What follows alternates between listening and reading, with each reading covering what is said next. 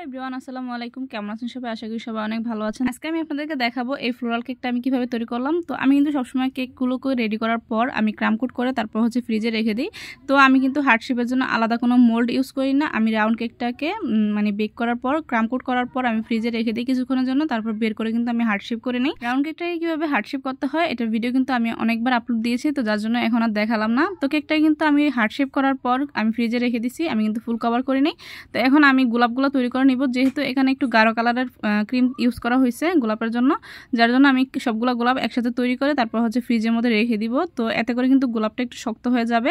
আর এমনিতেও যদি cake ready করার পর তারপর গোলাপগুলো একটা একটা করে তৈরি করে তারপর কেকের উপর বসানো হয় তখন কিন্তু অনেক বেশি টাইম লাগে, আর গোলাপগুলো কিন্তু নরম হয়ে যায়, মানে ক্রিমটা নরম হয়ে যায়, তখন কিন্তু গোলাপগুলো সুন্দরভাবে হয় না। তো এখানে কিন্তু আমি অনেকগুলো চেরি ফুল কিন্তু তৈরি করে নিছি। তো প্রত্যেকটা গোলাপের মাঝখানে কিন্তু আমি একটা একটা করে মানে যে ফাঁকা অংশটা আছে ওখানে আমি চেরি ফুল দিয়ে দিব। তো এখানে আমি গোলাপ তৈরি করার জন্য 224 নম্বর যে রোজনালটা আছে ওইটা আমি ইউজ করছি, এবং চেরিগুলো তৈরি করার জন্য আমি 101 নম্বর রোজনালটা ইউজ করছি। তো এখন আমি হার্ট শেপ কেকটাকে বের করে তারপর ক্রিম দিয়ে পুরোটা কেক কভার করে নিব। তো কভার করার পর কিন্তু আমি এর উপরে গোলাপগুলো দিয়ে দিব। কেকের মধ্যে একটা ভালো ফিনিশিং কিন্তু অনেক বেশি ইম্পর্টেন্ট। তো এমনিতেও কিন্তু আমার এটার মধ্যে খুব বেশি ফিনিশিংয়ের প্রয়োজন নেই, কারণ সাইডে কিন্তু চামচ দিয়ে টেনে টেনে একটা ডিজাইন করে দিব, আর উপরে কিন্তু অর্ধেকটার মধ্যে আমার ফুলই থাকবে। তো বাকি অর্ধেকটা ভালো করে ফিনিশিং হলেই হলো। তবে এমন কিছু কেক থাকে যেগুলো নাকি খুব সিম্পলের মধ্যে হয়, তো ওগুলো কিন্তু একদম ভালো করে ফিনিশিং দিতে হয়। তবে এই কেকটা আমি যখন নাকি আমি তৈরি করি তখন কিন্তু আমি খুব তাড়াহুড়ার মধ্যে কাজগুলো করতেছিলাম, কারণ এই কেকটা কিন্তু আমার আর্জেন্ট অর্ডার আসছে, তো যার জন্য আমি খুব তাড়াহুড়ার মধ্যে মানে কাজটা করছি। তো এখন আমি একটা চামচ দিয়ে সাইডে যে ডিজাইনটা আছে ওইটা করে নিব। তো এই পাশ দিয়ে আমার একটু ফিনিশিংটা একটু অন্যরকম হয়েছে, মানে দেখা যাচ্ছে যে কেকটা ভিতর থেকে দেখা যাচ্ছে।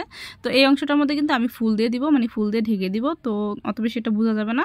তো সাইডের এই অংশটা আমার ফিনিশিং করার পর আমি ওপরে যে গোলাপগুলো তৈরি করে রাখছি ওগুলো দিয়ে দিব। তো এখানে কিন্তু একটু গাঢ় আর একটু হালকা হয়েছে গোলাপগুলো, কারণ আমি যখন নাকি পাইপিং ব্যাগের মধ্যে ক্রিম ভরে নিছি তখন কিন্তু আমি পাইপিং ব্যাগের মধ্যে অল্প একটু মানে যে কালারটা আছে পিঙ্ক কালার ওইটা একটু ব্যাগের মধ্যে নিয়ে নিছিলাম। তারপর যে প্রথম যে গোলাপগুলো হয়েছে ওগুলো একটু গাঢ় আসছে, আর বাকিগুলো কিন্তু একটু হালকা পিঙ্কের মধ্যে আসছে। তো এই জিনিসটা কিন্তু দেখতে ভালোই লাগছিল। তো এখন আমি যে চেরি ফুলগুলো তৈরি করে নিছি ওগুলো দিয়ে দিলাম। দেওয়ার পর আমি চেরি ফুলগুলোর উপরে কিন্তু রেনুও দিয়ে দিব। তো এখন একই নজল দিয়ে মানে যেই নজলটা দিয়ে আমি গোলাপ তৈরি করছি 224 নম্বর ওই নজলটা দিয়ে কিন্তু আমি সাইডে বড়টা করে নিব। প্রত্যেকটা গোলাপের পাশে আমি পাতা দিয়ে দিব। তো এখানে কিন্তু আমি কোনো নজল ইউজ করি নাই পাতা দেওয়ার জন্য। তো এখানে পাইপিং ব্যাগের মাথাটা আমি ভিশেপ করে কেটে তারপর এই পাতাটা দিয়ে দিচ্ছি। পাতার জন্য আমি সবুজ কালার সাথে হালকা একটু কালো কালার মিক্স করে নিছি, যার জন্য কালারটা একটু ডিপ আসছে। তো আপনারা চাইলে কিন্তু সবুজ কালারের সাথে হালকা একটু রেড কালার মিক্স করে একটু শ্যাওলা কালার করে নিতে পারেন। তো ওই পাতাটা কিন্তু দেখতে সুন্দর লাগে, যেহেতু এটা লাইট পিঙ্ক ছিল। তো এটার মধ্যে কিন্তু আপনি শ্যাওলা কালারটা দিলে অনেক বেশি ফুটতো। তো আমি আর ওইটা দিই নাই, তাড়াহুড়োর মধ্যে মনে ছিল না, এখন মনে পড়লো আর কি। তো এখন আমি সাইডে কিছু সুগার বল দিয়ে দিব। তো সুগার বলগুলো দেওয়ার পর আমি এখানে নাম লিখে দিব। তো আমার কিন্তু হাতের লেখা মানে কেকের মধ্যে লেখা কিন্তু খুব বেশি এটা ভালো হয় না, আশা করি প্র্যাকটিস করতে করতে ভালো হবে একদিন ইনশাআল্লাহ। তো যাই হোক, আমি এখানে কিছু বাটারফ্লাইও ইউজ করছি।